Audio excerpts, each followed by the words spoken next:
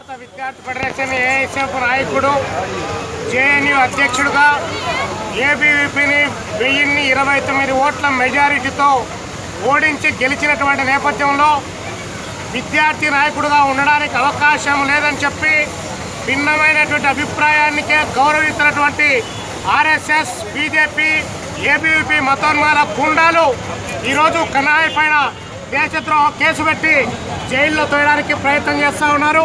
2 సార్లు కోర్టుకు అటెండ్ అయితే సుప్రీంకోర్టు డైరెక్షన్ ఇచ్చినప్పటికీ కూడా ఆ డైరెక్షన్ పక్కన పెట్టి 2 సార్లు దాడి చేసి మరీ పెద్ద ఎత్తున గుండాయిదానికి పాల్పడుతున్నటువంటి పరిస్థితి ఈ దేశంలో కొనసాగుతోంది. అఖిల భారత విద్యార్థి ఫెడరేషన్ ఏఐఎస్ఎఫ్ దేశభక్తిని ఏబీవీపీ లాంటి మతోన్మాద శక్తులు ప్రశ్నించడం అని చెప్పి అడుగుతా ఉన్నాం.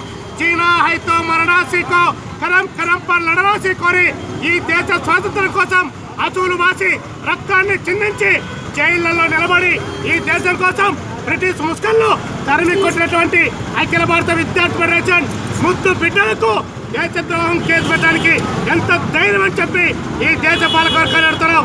నరేంద్ర మోడీ గారు, ఆర్ఎస్ఎస్, పిహెచ్పి, బజరంగ దళ్ మీ నూకల చెల్లాయి మా చేతులకు యుద్ధాన్ని ఇస్తున్నారు. యుద్ధం కాచుకోండి.